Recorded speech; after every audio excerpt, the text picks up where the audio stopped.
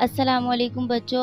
आज की इस वीडियो में मैं आप लोगों को बताऊंगी कि बोर्ड के एग्ज़ाम में इंग्लिश के पेपर की प्रेजेंटेशन कैसे करें। इस तरह से आप लोग करेंगे तो आपके बहुत अच्छे मार्क्स आएंगे। सबसे पहले आपने दोनों साइड मार्जिन खींचनी है मार्कर से। आपके पास जो भी मार्कर है आप वो यूज़ करें और पेपर में सिर्फ ब्लू ब्लैक मार्कर यूज़ करें और रिमूवर्स वगैरह ना यूज़ करें, ना वाइट हो।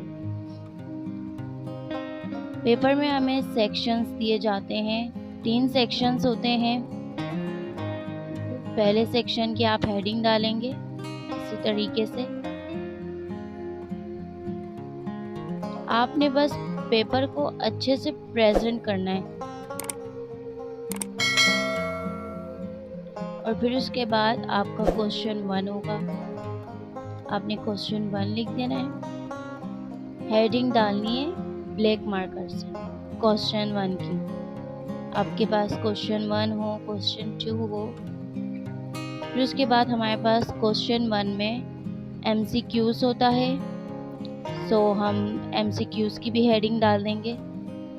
फिर उसके बाद हम 1 बाय 1 हर MCQs के आंसर लिख देंगे। हमें 4 ऑप्शंस दिए जाते हैं, उसमें से जो एक सही होता है हमें वो लिखना होता है, ठीक है। वो हम यहाँ लिख देंगे। फिर उसके बाद जब भी जो भी क्वेश्चन ख़त्म हो उसके बाद आपने हमेशा ये एंडिंग लाइन बनानी है कि यानी ख़त्म हो गया आपके क्वेश्चन। फिर हम सेक्शन बी की हेडिंग डालेंगे। क्योंकि हमारे पास 3 सेक्शन होते हैं, हम सेक्शन के हिसाब से कर रहे होते हैं पेपर। हम क्वेश्चन आगे पीछे कर सकते हैं, सेक्शन नहीं। फिर उसके बाद हम क्वेश्चन की हेडिंग डालेंगे। क्वेश्चन 2 है हमारे पास।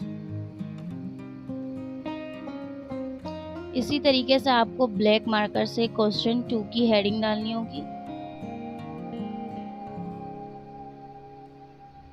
क्योंकि क्वेश्चन 2 में हमारे पास कुछ शॉर्ट क्वेश्चन दिए जाते हैं, सो हम शॉर्ट आंसर की हेडिंग डाल देंगे। क्योंकि हम ये आंसर लिख रहे हैं ना कि क्वेश्चन। हमने हेडिंग डाल दी। फिर उसके बाद इसके पार्ट्स दिए जाते हैं। फर्स्ट यानी क्वेश्चन होता है, फिर हम पार्ट्स की हेडिंग डालेंगे। आप चाहें तो ये डिज़ाइन बनाएं या ना बनाएं, नो इशू, बट आपने अच्छे से प्रेजेंट करना है। ये हमने पार्ट 1 की हेडिंग डाल दी। फिर हम आंसर की भी हेडिंग डालेंगे, आंसर का आंसर लिख देंगे हम, ठीक है।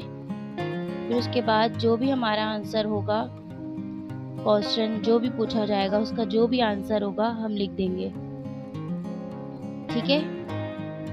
इसी तरह से साफ राइटिंग में लिखना है, क्लीन हैंड राइटिंग होनी चाहिए आपकी।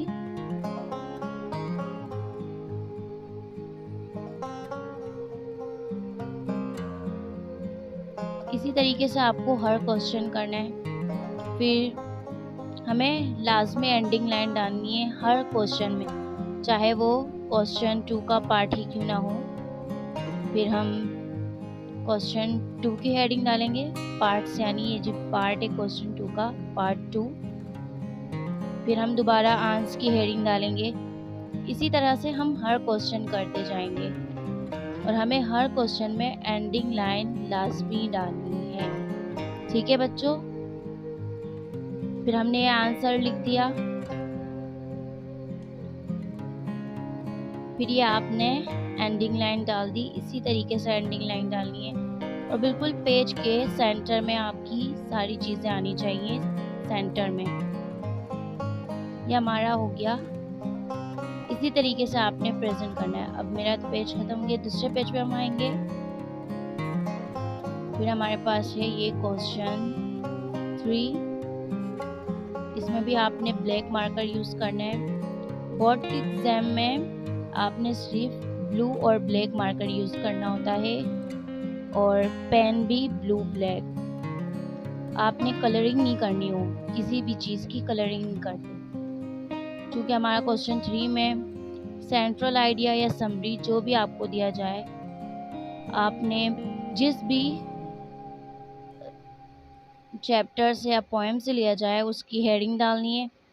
یہ ہمارے پاس ہے اسپیک جینٹلی، ہم نے اس کی ہیڈنگ ڈال دی اور اس کے بارے میں ہم تھوڑا ڈیفائن کریں گے۔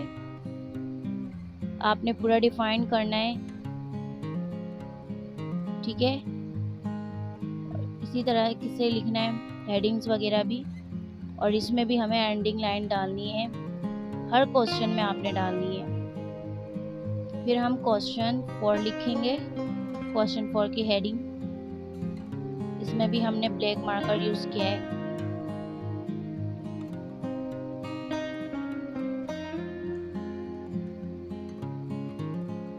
چونکہ ہمیں کوسچن 4 میں ایڈیمز دیے ہیں، سو ہم ایڈیمز کی ہیڈنگ ڈالیں گے،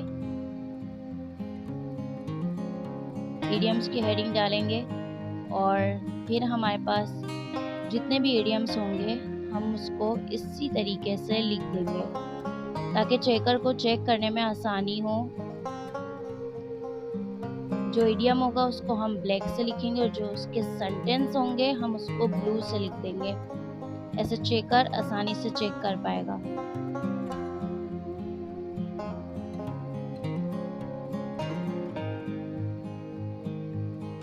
پھر اس کے بعد ہم نے اس میں بھی اینڈنگ لائن ڈالنی ہے، ٹھیک ہے۔ بار بار میں کہہ رہی ہوں آپ نے ہر کوسچن میں اینڈنگ لائن لازمی ڈالنی ہے، ٹھیک ہے۔ پھر ہمارے پاس یہ کوسچن نمبر 5،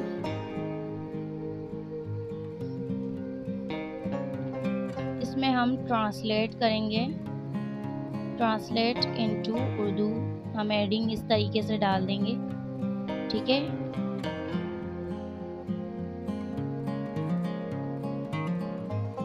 کیونکہ اردو میں دیا جائے یا آپ کو سندھی میں دیا جائے، آپ وہی لکھیں گے، ٹرانسلیٹ انٹو اردو یا ٹرانسلیٹ انٹو سندھی، جو بھی لینگویج دی جائے آپ اس میں لکھ دیں گے اسی طریقے سے ہیڈنگ۔ اور جو بھی ہمیں پاس ٹرانسلیٹ، ہمیں جو بھی پیراگراف کرنے کو دیا جائے گا انگلش میں، ہمیں اسے اردو میں کرنا ہے، سو ہم اسی طریقے سے اس کو اردو میں کر دیں گے۔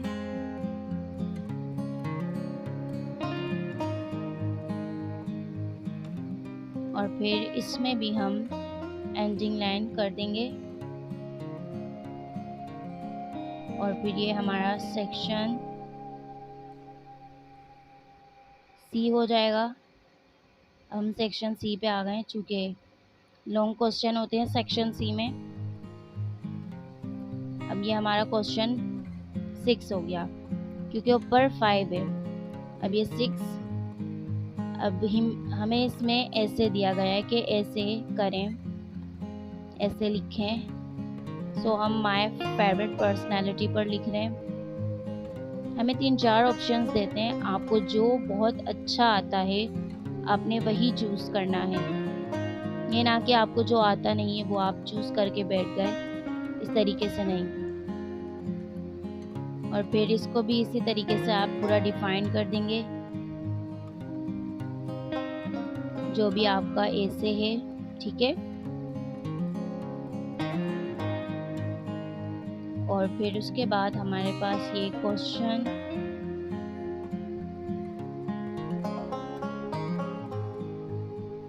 7 ہے، ٹھیک ہے، کوسچن 7، کیونکہ ہمیں اس میں لیٹر ہے، سو ہم لیٹر کی ہیڈنگ ڈالیں گے، یا آپ اپلیکیشن کر رہے ہیں تو اپلیکیشن کی ہیڈنگ ڈالیں گے، جو آپ نے چوز کیا ہے آپ اس کی ہیڈنگ ڈالیے گا، ٹھیک ہے۔ اور پھر جس طریقے سے ہم لیٹر لکھتے ہیں، جو پیٹرن ہے لیٹر کا، اسی طریقے سے ہم پیٹرن کے مطابق لیٹر پورا لکھ دیں گے، ٹھیک ہے۔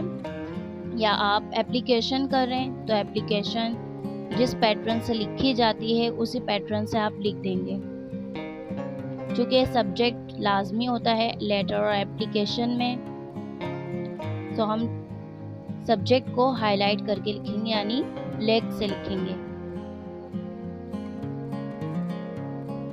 اور پھر اس میں بھی ہم اینڈ میں جب یہ ختم ہو جائے گا ہم اینڈنگ لائن اسی طریقے سے ڈال دیں گے۔ پھر اس کے بعد ہمارے پاس ہے کوشچن نمبر 8 جس میں ہمیں پیسج دیا جاتا ہے اور نوٹ دے دیتے ہیں، یا پھر آپ نے جو چوز کیا ہے آپ اس کی ہیڈنگ ڈالیں گے.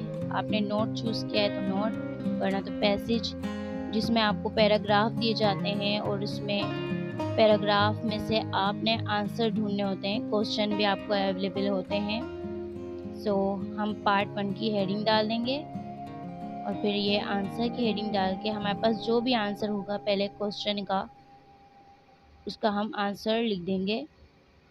اور اسی طریقے سے ہم باقی جتنے بھی آپ سے کوشچن پوچھے جائیں گے پیسج میں، آپ نے ان کی بھی ہیڈنگز ڈال کے اسی طریقے سے لکھنا ہے.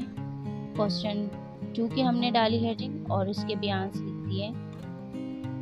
ٹھیک ہے، اسی طریقے سے آپ نے پریزنٹ کرنا ہے اپنا پیپر. آپ کے بہت اچھے مارکس آئیں گے، پورے 100 میں سے 100. ٹھیک ہے، امید کرتی ہوں آپ کو میری یہ ویڈیو بہت پسند آئی ہوگی. اسی طرح سے آپ محنت کرتے رہیں اور آگے بڑھیں اور اسی طرح سے اپنے ملک کا نام روشن کریں. اللہ حافظ اسٹوڈنٹس.